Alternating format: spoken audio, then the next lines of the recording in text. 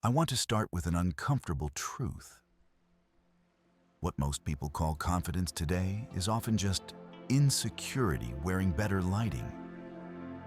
We live in a time where attention is cheap, validation is automatic, and ego grows faster than substance.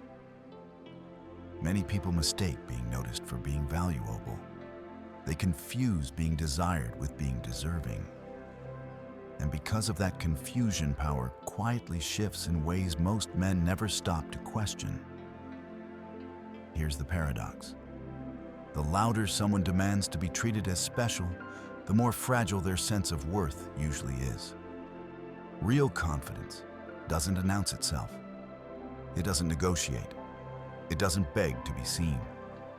It stays calm. It stays selective. And it never needs to prove anything.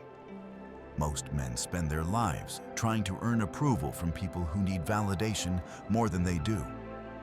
They chase attention, not realizing that attention is the very thing that has lost its value. This story isn't about anger. It's about clarity.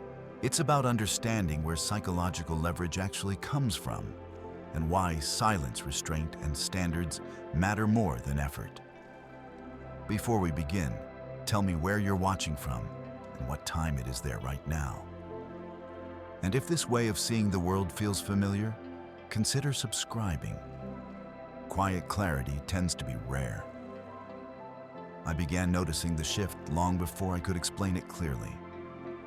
Conversations felt different. Expectations felt heavier. There was a quiet assumption in the air that value no longer needed to be demonstrated. It only needed to be claimed. The modern woman I encountered did not speak as if she was discovering her worth. She spoke as if it had already been decided. Treatment was expected, not negotiated. Effort was optional. Standards applied outward, never inward. And none of this was framed as arrogance. It was framed as self-respect. I saw the same pattern repeat. She believed she deserved premium outcomes while offering very little in return. Attention was assumed. Resources were implied. Commitment was treated as something men owed rather than something she needed to earn. And when questioned even gently, the response was confusion or offense, as if the question itself violated an unspoken rule. This belief did not come from nowhere. It was reinforced daily. Social media made sure of that. Every photo posted received affirmation. Every thought expressed was praised. Approval arrived instantly, endlessly, without cost. The message was consistent: you are valuable because you exist. Nothing more was required. Over time, that message hardened into certainty. Desire became proof, likes became evidence, options became imagined leverage. The line between perceived value and actual value blurred until it disappeared completely. She did not ask what she brought to the table because she had been told her presence was the table. What struck me most was not the confidence. It was the lack of curiosity. There was no interest in growth, no urgency to develop depth, no awareness of contribution. Value was no longer something built. It was something declared. And any resistance to that declaration was labeled insecurity, toxicity, or intimidation. This was not an accident. The environment rewarded it. Dating apps amplified it. Culture celebrated it. A system quietly emerged where women were consistently overvalued and men were quietly devalued. Men were taught to compete, pursue, and impress. Women were taught to select, demand, and receive. The imbalance grew slowly, then all at once. I watched men accept this without question. They approached as applicants. They spoke as if asking permission. They offered compliments, freely agreement, instantly effort, excessively. In doing so, they reinforced the very dynamic that dismissed them. Their attention became common. And what is common is never cherished. The woman learned a lesson from this. She learned that male attention was abundant and therefore meaningless. She learned that effort was optional because approval arrived regardless. She learned that standards could be one-sided because no one challenged them. Over time, entitlement stopped feeling like entitlement. It felt normal. Yet beneath the surface, something else was happening. The same women who demanded the most reassurance were the most anxious. The same ones who insisted on being treated as high value were constantly monitoring reactions, responses, and engagement. Their confidence required witnesses. Their self-image required maintenance. This is where the illusion began to crack for me. Real confidence is quiet. It doesn't require constant confirmation. It doesn't panic when ignored. It doesn't inflate when praised. What I was seeing wasn't strength. It was compensation. The ego had been inflated artificially. And like anything inflated without substance, it needed constant pressure to keep its shape. Remove the pressure and it collapsed. That pressure came from men, from validation, from attention given freely and without standards. I realized then that the problem wasn't female confidence. It was unearned certainty. Confidence built on nothing but attention is fragile. It cannot survive indifference. It cannot withstand boundaries. And it reacts aggressively when those things appear. This explained the hostility toward men who didn't play along. Men who didn't chase were labeled arrogant. Men who didn't compliment were called insecure. Men who withheld commitment were accused of fear. The narrative always pointed outward, never inward. But the truth was simpler. Those men disrupted the illusion. They removed the reinforcement. And without reinforcement, the inflated self-image began to wobble. What I was witnessing was not empowerment. It was dependence disguised as strength. Dependence on attention. Dependence on desire. Dependence on men behaving predictably. The system only worked if men continued to give without questioning. Once I understood that, everything changed. I stopped reacting emotionally. I stopped assuming her value. I stopped offering approval before it was earned. And the reactions were immediate. Confusion first, then testing, then subtle hostility. Because when you remove free validation, you expose the foundation underneath. And in many cases, there was very little there. This part of the story isn't about blaming women. It's about understanding the environment that shaped them. People adapt to incentives. When a system rewards entitlement, entitlement grows. When attention is given without standards, standards disappear. The illusion of female value did not form because women conspired to create it. It formed because men participated in it, repeatedly, willingly, without awareness of the cost. And that cost was leverage. When you give something valuable away freely, you teach others it has no value. Male attention time and commitment became background noise. And when something becomes noise, it loses its power completely. This is where the imbalance truly began. Not with women demanding more, but with men offering everything too easily. The illusion could only exist because it was constantly fed. Understanding this was the first step, not toward resentment, but toward clarity. Because once you see the illusion, you can no longer participate in it unconsciously. You begin to move differently, speak differently, choose differently. And when that happens, the dynamic starts to shift. To understand how this illusion became so stable, I had to look backward.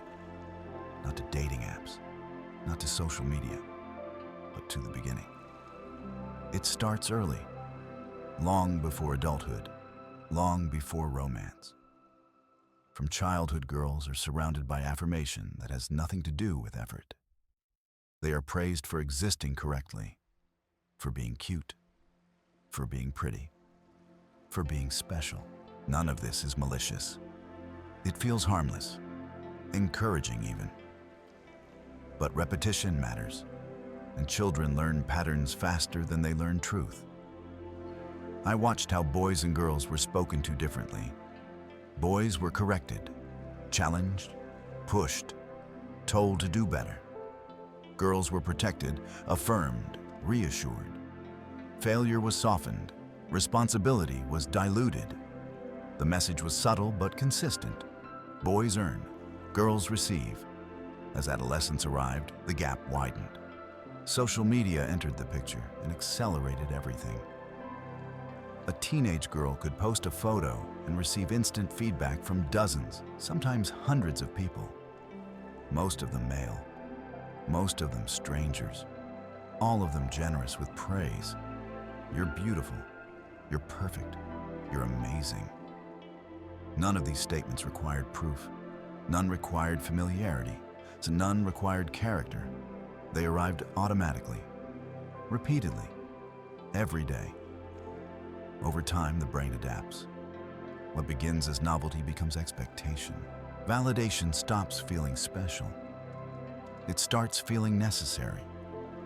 The absence of it feels like rejection, even when nothing was promised. Silence begins to feel like disrespect. By the time she reached adulthood, the conditioning was complete. Thousands of hours of unearned affirmation had shaped her internal model of reality. She did not believe she was valuable because she had evaluated herself. She believed it because she had been told so relentlessly that questioning it felt absurd. This created a psychological shift that most people never examine. Validation stopped being something to earn. It became something to expect. Male attention was no longer a signal of interest. It was a baseline condition. Something wrong if absent. Something insulting if delayed. I noticed how this affected expectations in relationships. Effort from men was assumed. Effort from women was framed as optional. Standards flowed in one direction. Demands were justified as boundaries. Requirements were labeled self-worth. And any attempt to reverse this logic was treated as an attack. What struck me was how little resistance there was internally. No pause, no reflection, no question of what do I bring. That question had never been reinforced. It had never been rewarded, so it never formed. The system did not teach her to assess her value through contribution. It taught her to assess it through reaction. How many likes, how many messages, how much attention. Value became external, measurable, and immediate. This created a dangerous dependency. When self-worth is built on external response, it must be constantly maintained. Missed messages feel personal. Fewer likes feel threatening. Indifference feels like erasure. This is why ego inflation accelerates rather than stabilizes. The more validation she receives, the more she needs. The higher the self-image rises, the more fragile it becomes. Because there is no internal structure holding it up, I began to see the contradiction clearly. The women who spoke most confidently about their worth were often the most reactive. The smallest withdrawal of attention triggered disproportionate responses. Passive aggression, testing, dismissiveness, emotional volatility. That reaction revealed everything. A self-worth built on substance does not panic when unobserved. It does not demand reassurance. It does not require performance from others to remain intact. What I was seeing was not confidence. It was maintenance behavior. The ego had been built in an environment where reinforcement was constant and effort was optional. And like any structure built under those conditions, it could not support weight. It could not handle pressure. It could not survive scarcity. This explained why boundaries caused friction, why indifference caused hostility, why standards were interpreted as disrespect. These were not challenges to behavior. They were threats to identity.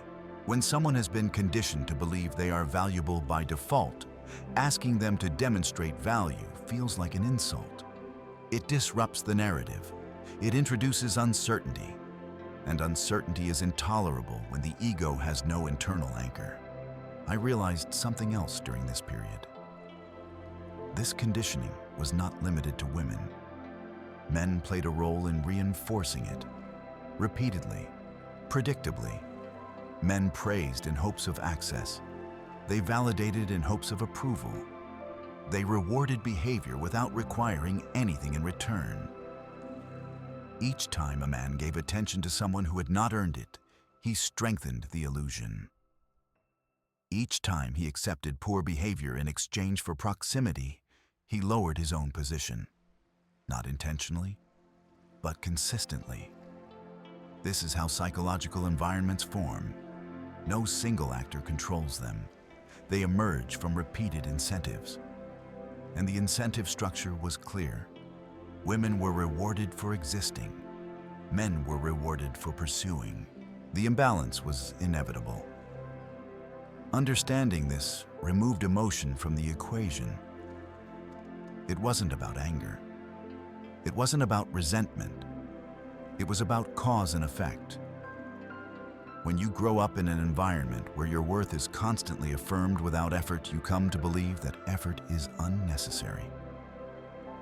When that environment extends into adulthood through technology and culture, the belief hardens into entitlement. But entitlement is not strength. It is vulnerability disguised as certainty. The ego built this way cannot tolerate silence. It cannot endure rejection. It cannot face evaluation. It must be constantly fed or it collapses inward. And that collapse is what the inflated ego fears most. Once I saw this, the behavior made sense. The defensiveness, the testing, the emotional games. They were not signs of superiority. They were signs of instability. The ego had been constructed carefully, layer by layer, through attention abundance. And anything constructed that way is only as strong as the attention sustaining it. This was the moment I stopped personalizing reactions. I stopped interpreting entitlement as confidence. I stopped mistaking demands for value. I saw the mechanism. And once you see the mechanism, it loses its power. The illusion only survives when it is unexamined. And I was done accepting it at face value. Once I understood how the ego was built, the difference between artificial inflation and real confidence became impossible to ignore. They look similar from a distance. They sound similar in conversation, but they behave very differently under pressure. Real confidence is stable. It doesn't fluctuate based on feedback. It doesn't rise with praise or collapse with silence. It comes from proof, from work done, from obstacles faced and survived, from knowing, not hoping. Artificial ego behaves the opposite way. It reacts. It monitors. It scans constancy for reassurance. It needs agreement the way lungs need air. And without it, panic sets in. I began noticing how often reassurance was disguised as strength. Statements framed as certainty were really requests for confirmation. Declarations of worth were invitations to agree. The more absolute the claim, the more fragile the foundation underneath it. This is why entitlement and insecurity coexist so easily. They are not opposites. They are partners. Entitlement demands special treatment. Insecurity fears it hasn't earned it. Together they create tension that must be released somewhere, usually onto men. The demand for princess treatment was never about luxury. It was about proof. Proof that the inflated self-image was real. Proof that others saw what she believed herself to be. And because proof never lasted, the demands escalated. I saw how this played out in small interactions. Delayed replies were interpreted as disrespect. Neutral responses were taken personally. Calm disagreement was labeled emotional unavailability. Any behavior that didn't reinforce the inflated self-image was treated as hostility. What stood out was how quickly things turned adversarial. Not because of cruelty, but because the ego felt threatened. When your self-worth is borrowed, you must defend it aggressively. You cannot afford doubt. This explained why criticism was impossible to receive. Even constructive feedback felt like an attack. It wasn't about the comment.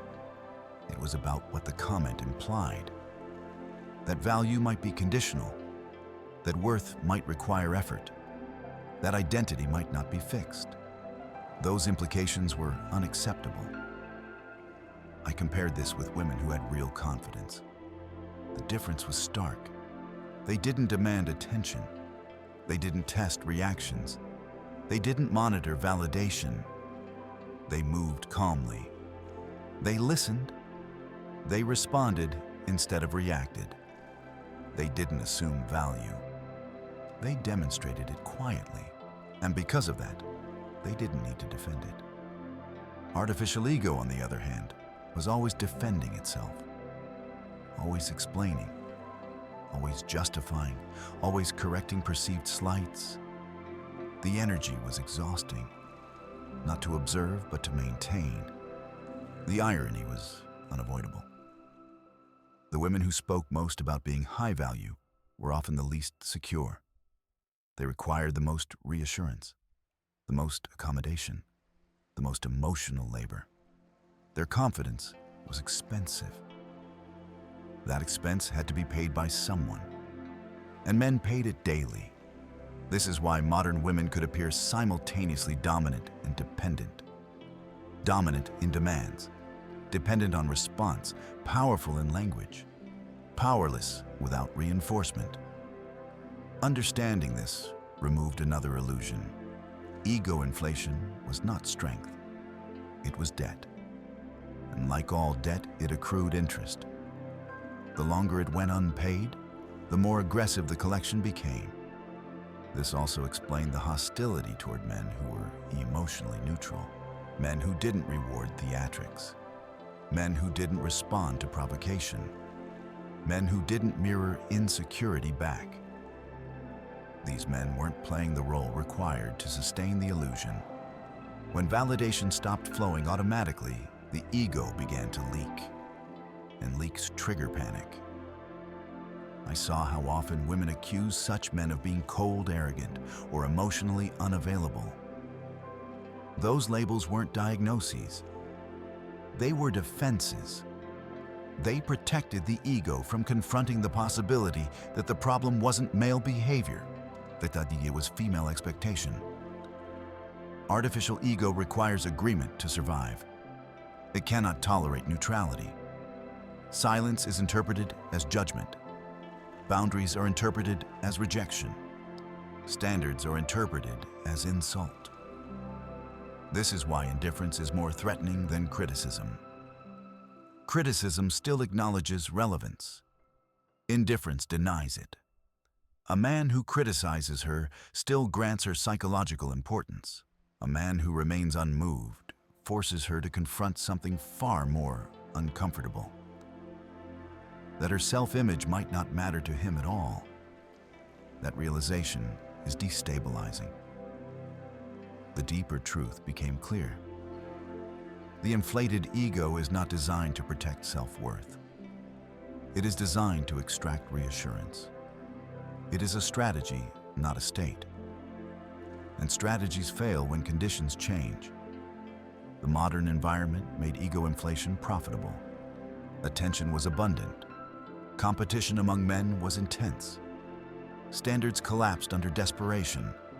Under those conditions, artificial confidence thrived. But remove the abundance, remove the desperation, introduce selectivity. The entire structure begins to shake. I understood then why this generation could be both the most self-assured and the most anxious. The assurance was performative. The anxiety was real. They were not confident. They were overexposed. And overexposure without substance leads to fragility. This is where most men misinterpret the situation. They see entitlement and assume power.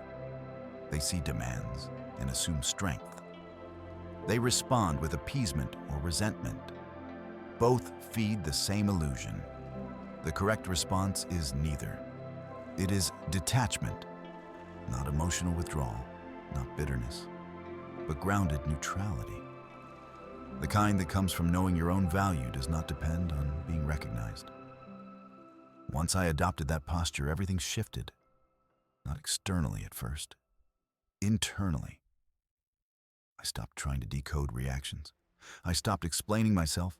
I stopped adjusting my behavior to maintain harmony. And when I did that, the ego in front of me had nothing to push against. No reinforcement, no resistance, just quiet boundaries. That silence revealed the truth faster than any argument ever could. The turning point came when I understood the paradox of validation. On the surface, it looked like women were drowning in attention. Messages, likes, compliments, options, an endless stream of affirmation from every direction. But abundance doesn't create security. It creates noise. Most of that validation came from men who wanted something. Men who needed approval more than they offered value. Men whose attention was predictable, immediate, and unconditional. That kind of attention does not strengthen self-worth. It weakens it.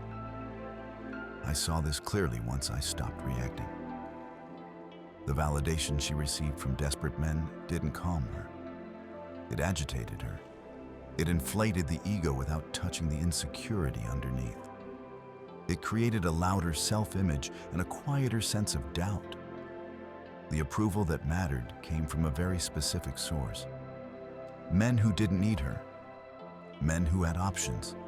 Men who were willing to walk away. Their validation carried weight because it wasn't guaranteed. This is why women fixate on men who don't chase. Not because they enjoy neglect, but because approval from someone who is selective actually means something. It signals status. It suggests choice. It implies value. The compliments of a desperate man are worthless because they cost him nothing. He would give them to anyone. The approval of a selective man is valuable because it requires evaluation. It must be earned.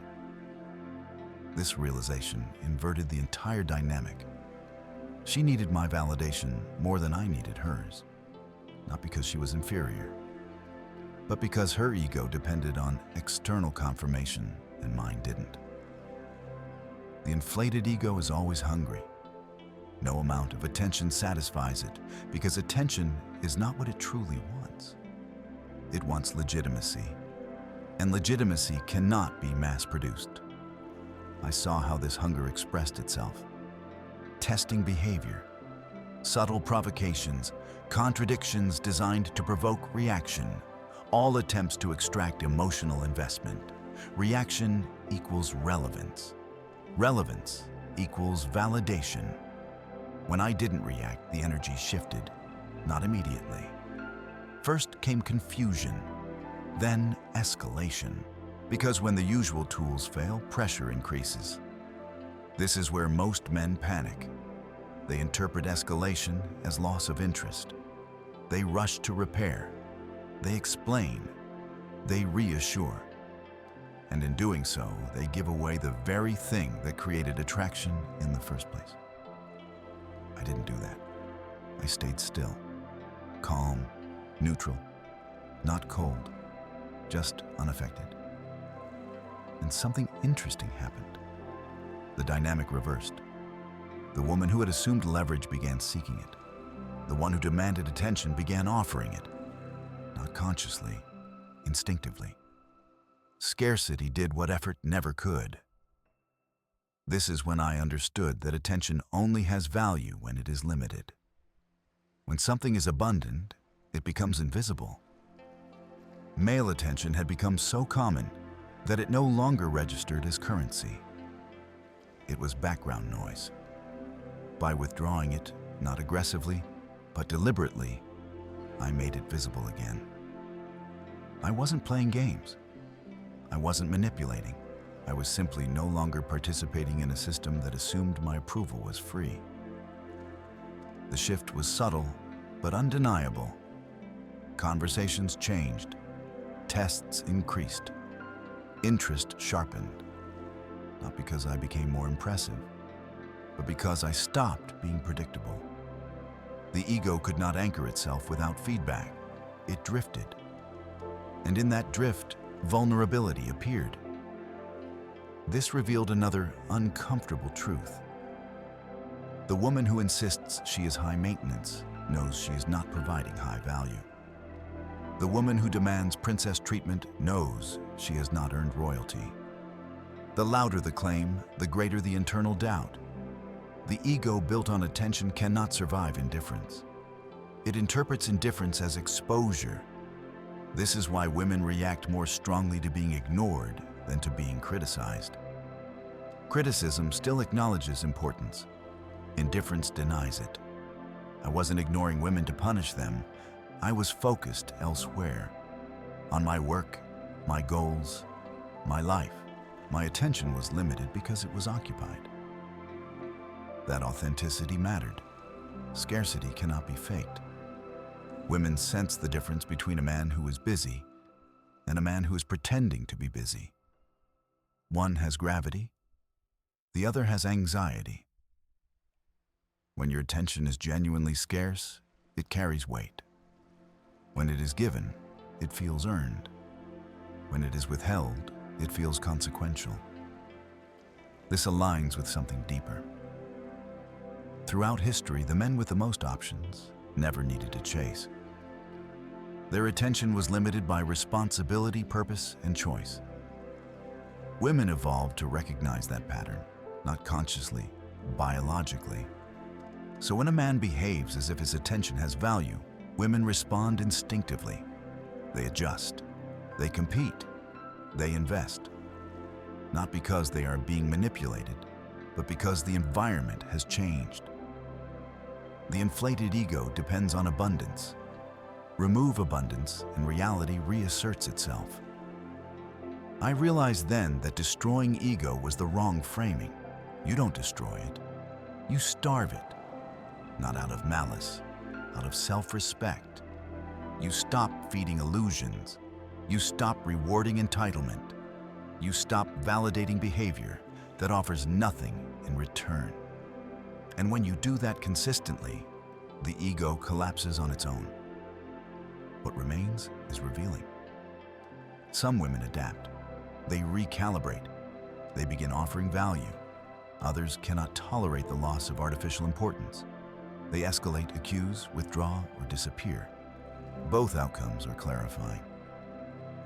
The key insight is simple but uncomfortable. She needs validation from men she respects, and men she respects do not give it away freely. Once I internalized that, I stopped trying to impress. I stopped trying to win. I stopped trying to be chosen. I started choosing. The moment I stopped trying to impress, the structure of every interaction changed. Not on the surface. Internally, the frame shifted. And once the frame changes, everything else follows. Most men approach women as if they are applying for approval. They present themselves carefully. They highlight strengths. They minimize flaws.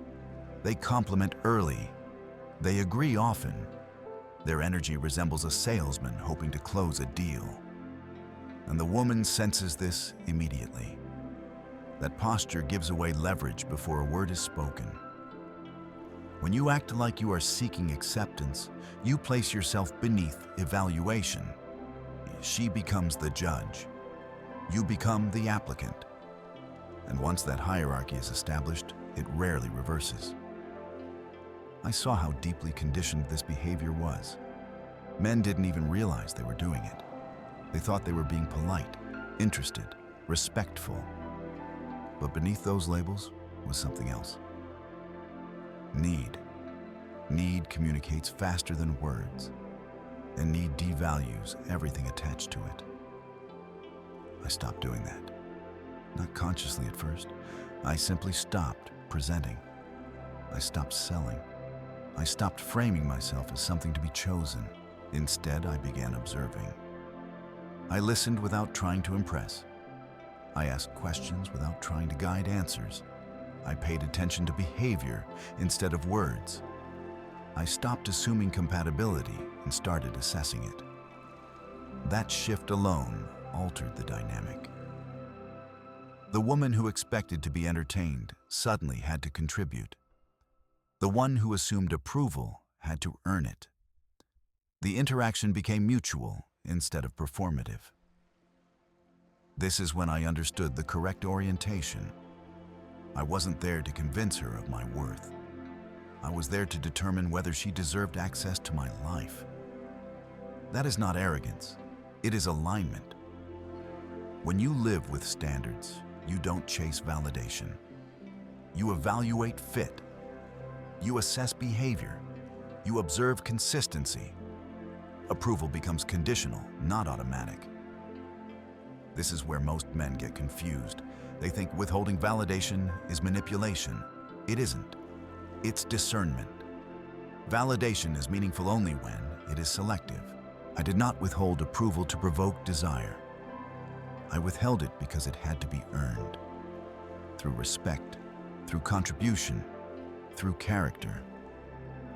When approval is free, it is meaningless. When it is conditional, it carries weight. This changed how I spoke. I no longer mirrored opinions for harmony. I no longer laughed reflexively. I no longer agreed to avoid friction. I expressed myself calmly and honestly, without attachment to outcome. Some women found this refreshing. Others found it threatening. The threatening ones revealed themselves quickly. They escalated tests. They sought reassurance. They tried to pull me back into the familiar frame where they were central and I was reactive. I didn't comply. Instead of chasing chemistry, I prioritized alignment. Instead of seeking excitement, I watched for stability. Instead of reacting to emotion, I remained grounded. This was not a tactic. It was a byproduct of knowing what I wanted and what I wouldn't tolerate. The buyer-seller dynamic dissolved. I was no longer offering myself for acceptance. I was offering an opportunity. And opportunities are evaluated differently than products. When a woman sensed this, her behavior shifted. Not consciously, instinctively. She became more attentive, more engaged, more invested.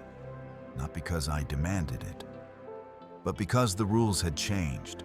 I was no longer seeking her approval. I was deciding whether she belonged in my world. This decision-making posture altered everything. My attention became focused. My time became limited.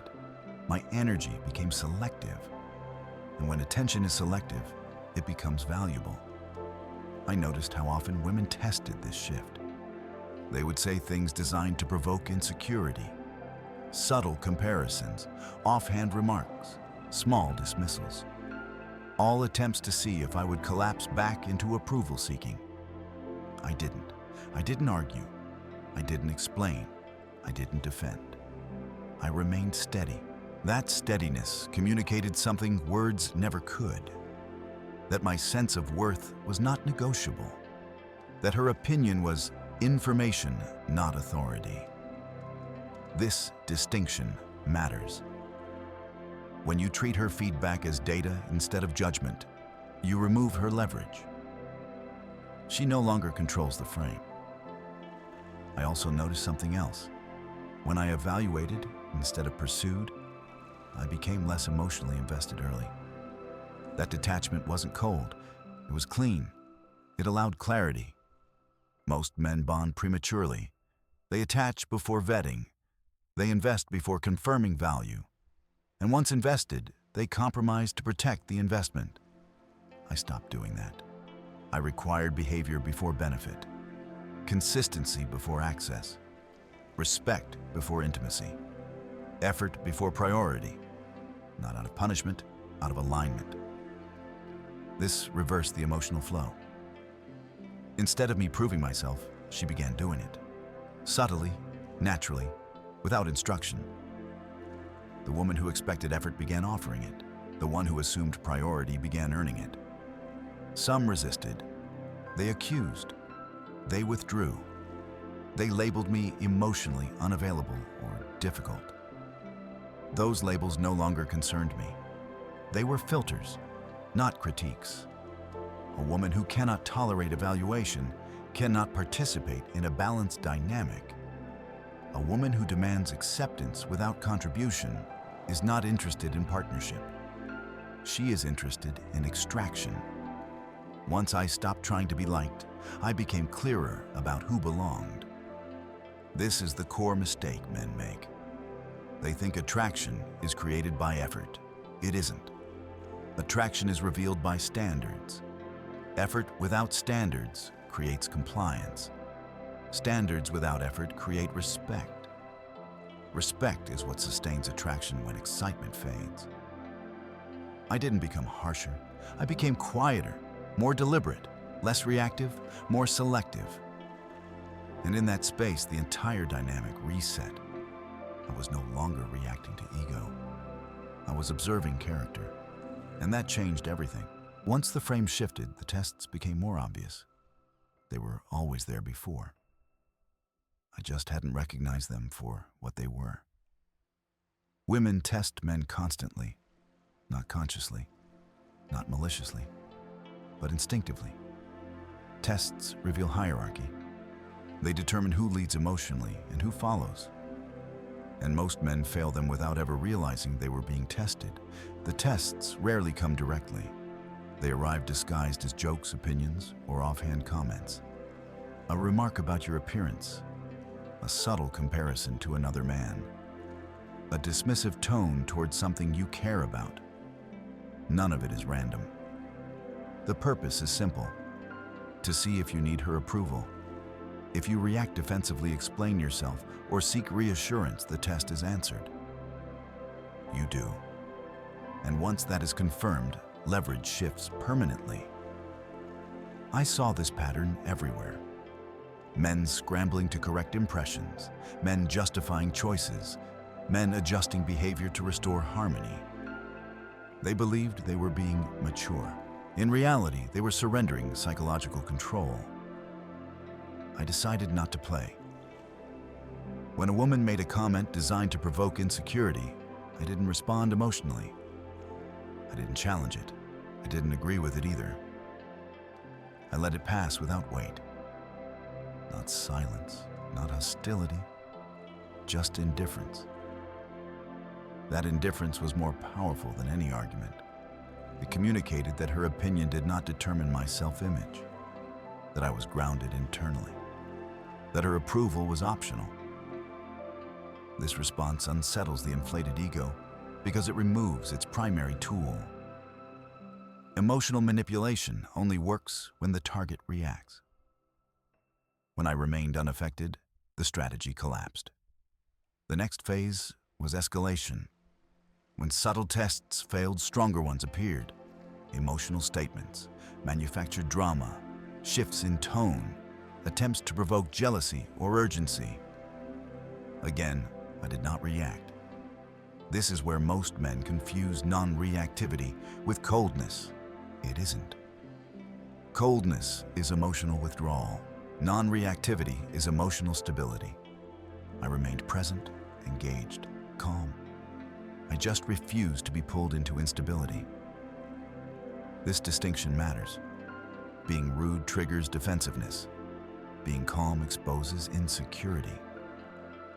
I watched how this affected behavior. The woman who expected me to chase began adjusting her tone. The one who used sarcasm switched to sincerity. The one who tested boundaries started respecting them. Not because I demanded respect, because I demonstrated it toward myself. This is psychologically destabilizing to someone whose ego depends on control. If her emotional levers don't work, she must reassess her position. That reassessment creates uncertainty, and uncertainty deflates artificial confidence. I noticed how often women framed their tests as honesty. I'm just being real. I'm just telling you how I feel. Those statements weren't about expression. They were about reaction. When I responded calmly without validation or offense, the test ended. Another common test involved withdrawal, delayed replies, reduced warmth, sudden distance. The goal was to provoke pursuit. I didn't pursue, I didn't punish either. I simply continued my life. This communicated something crucial, that my emotional state did not hinge on her behavior, that her presence was valued but not required. That realization is destabilizing to an inflated ego. It reveals that she is not central to your stability. Again, this is not cruelty. It is self-possession. Most men believe that emotional investment proves seriousness. It doesn't. It proves dependence, and dependence kills attraction. I saw how quickly women sensed this difference. The men who reacted were categorized, predictable, manageable. The men who remained stable were re-evaluated.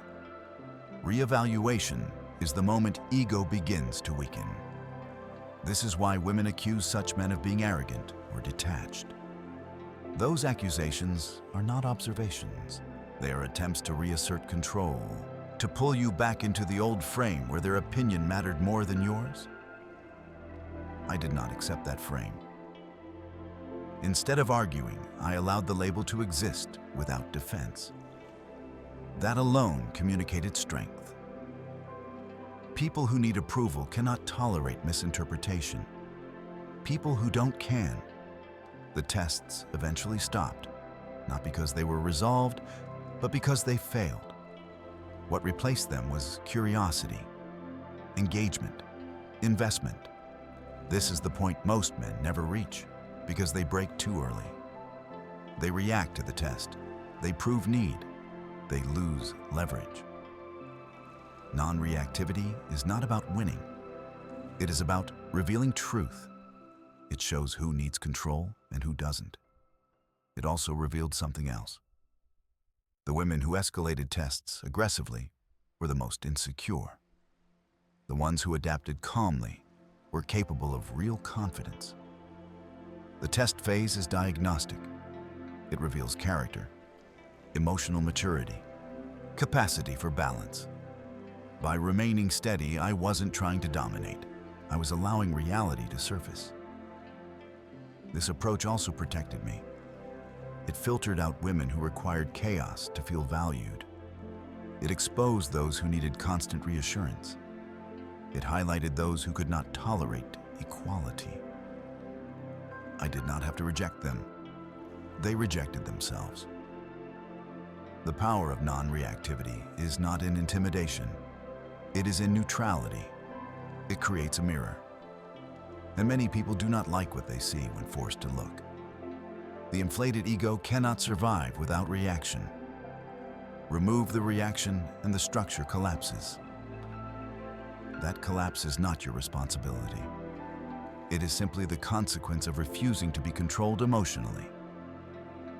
Once I understood this, I stopped fearing tests. I welcomed them. Not because I enjoyed conflict, but because they revealed everything I needed to know. As the tests faded, something more subtle took their place. Status evaluation. It was always there, operating quietly beneath the surface. But now I could see it clearly. Women do not assess status through declarations. They read it through behavior, through what you tolerate, through how you move, through how you respond when nothing is guaranteed. I noticed how often men tried to signal value with words. They spoke about ambition. They referenced plans. They hinted at potential. But words carry little weight when behavior contradicts them. Status is not announced. It is inferred. The man who seeks approval communicates lower status regardless of his achievements. The man who gives approval selectively communicates higher status even before his accomplishments are known. I didn't change my behavior to appear dominant. I changed it to be accurate. My time was limited because it mattered. My attention was selective because it had direction. My commitment was guarded because it had value.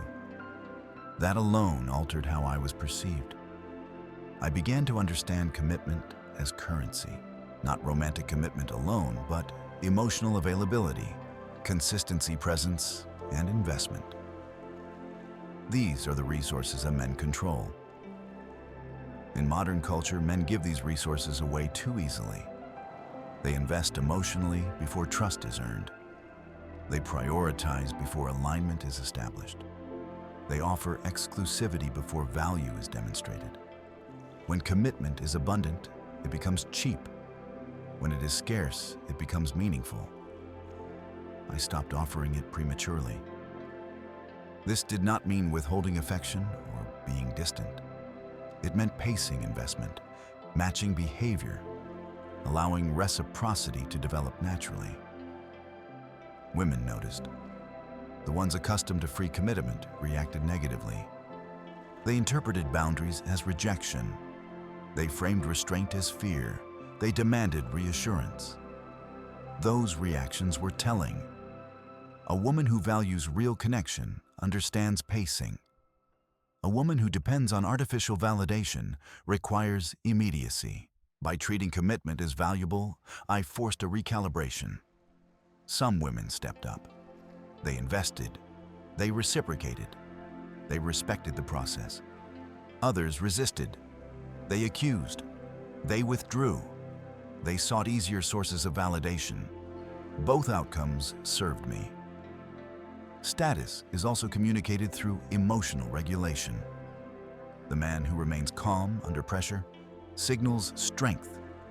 The man who reacts emotionally signals volatility.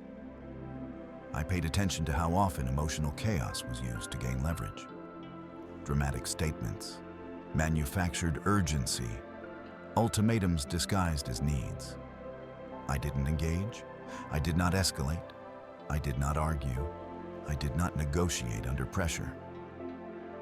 This communicated something powerful, that my emotional state was stable, that my decisions were not reactive, that my principles were not negotiable.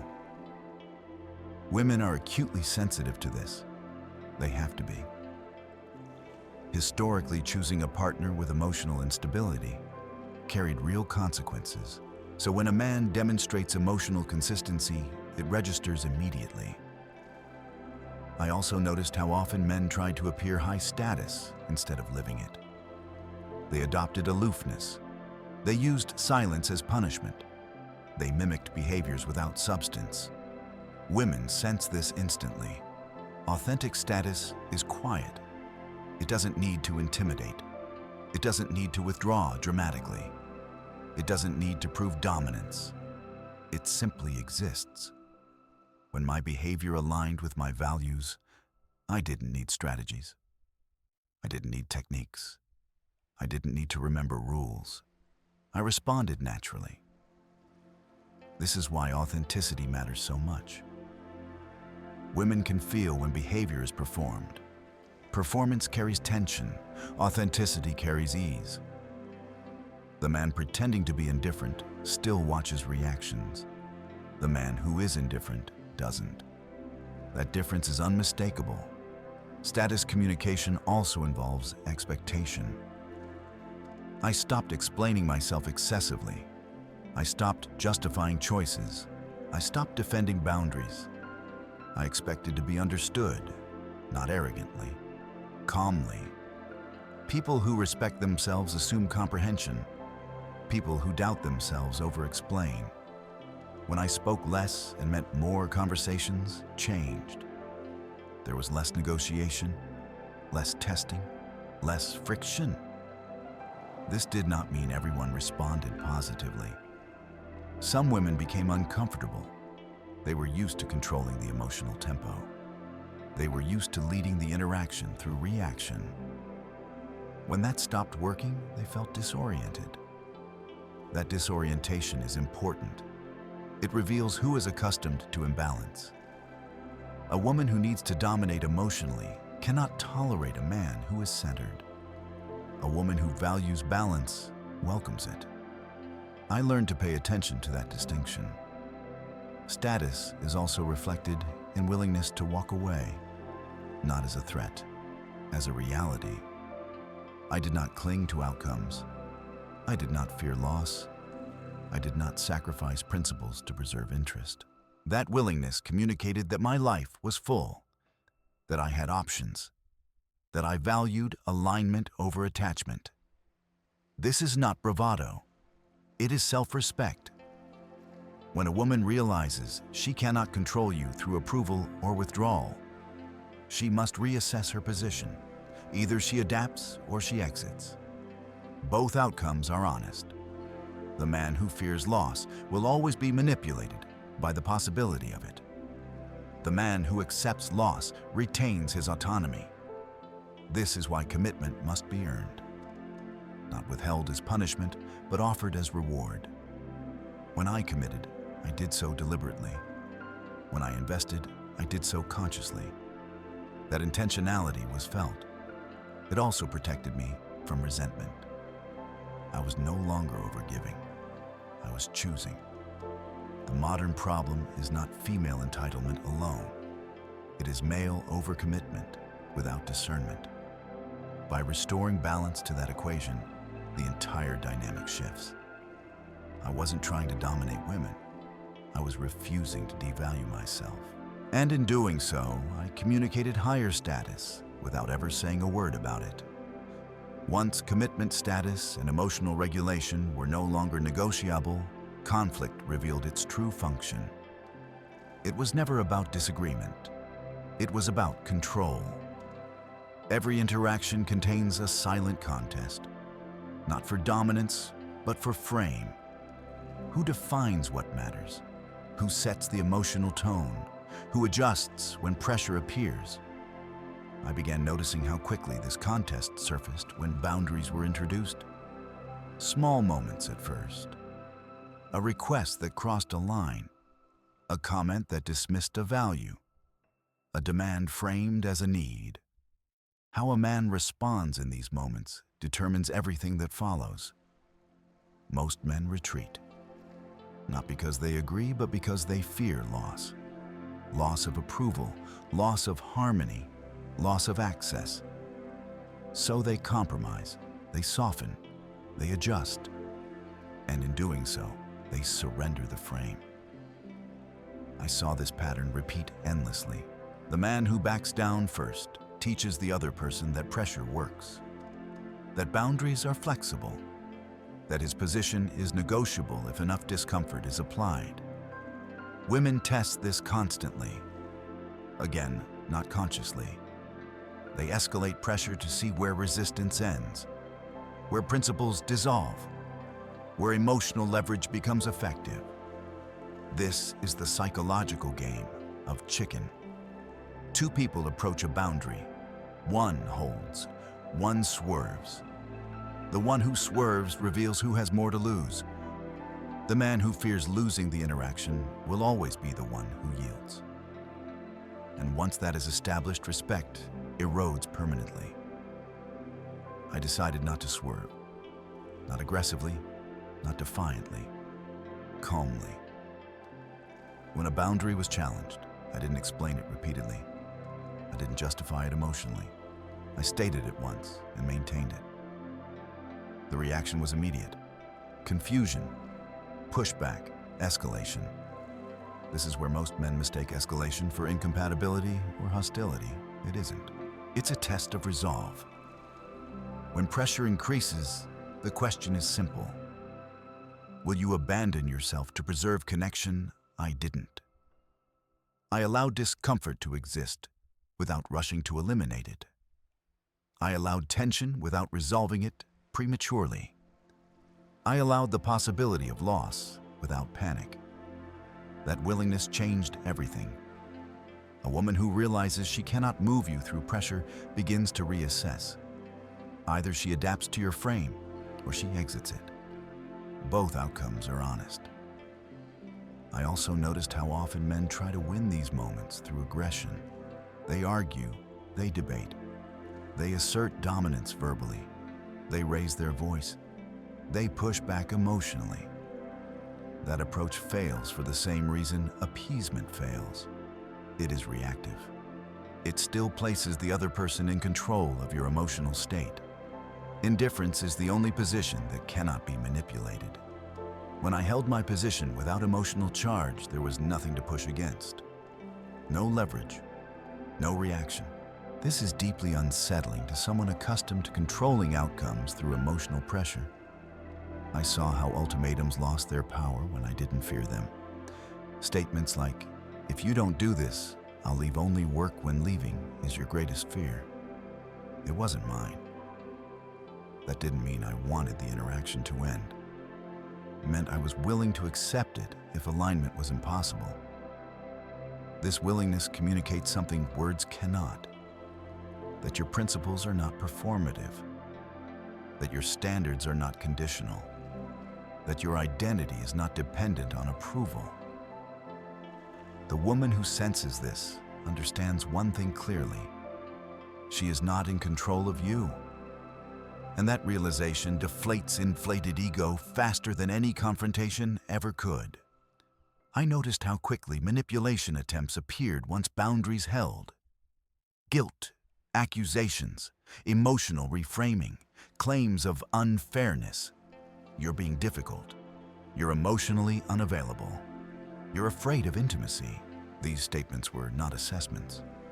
They were tools designed to make me doubt myself and surrender ground. I didn't argue with them. I didn't accept them either. I let them pass. People who rely on manipulation become disoriented when it stops working. They escalate, then withdraw, then test again. I remained consistent. Consistency is terrifying to inflated ego. It exposes the illusion that control was ever real. I also learned something critical about outcome independence. It is not apathy. It is freedom. When you no longer need a specific outcome to feel stable, you cannot be controlled through the threat of loss. Most men are outcome dependent. They need the interaction to continue. They need the relationship to work. They need approval to feel okay. That need leaks into behavior, and it is felt immediately. I removed that need, not because I didn't care, but because my self-worth did not hinge on someone else's presence. This allowed me to make decisions based on alignment instead of fear. I could say no without anxiety. I could maintain boundaries without resentment. I could walk away without anger. The psychological effect of this was immediate. Some women respected it.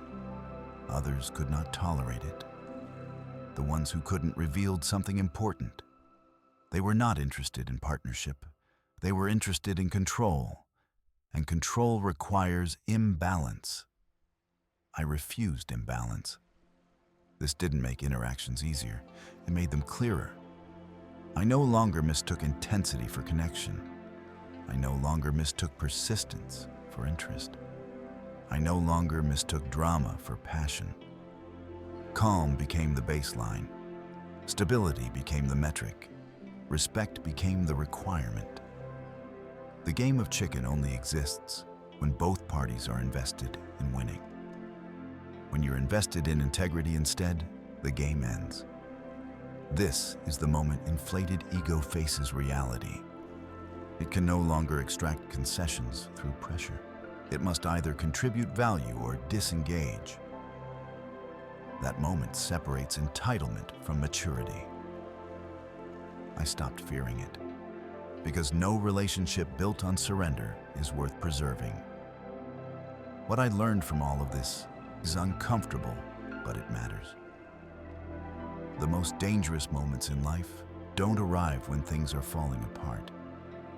They arrive when everything looks fine and no one is paying attention to the quiet shifts inside.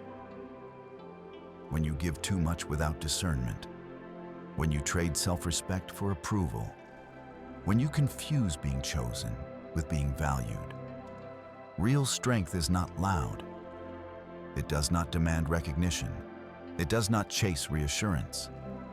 It is built slowly through boundaries you keep, even when it costs you something. Through standards you maintain, even when it would be easier to compromise.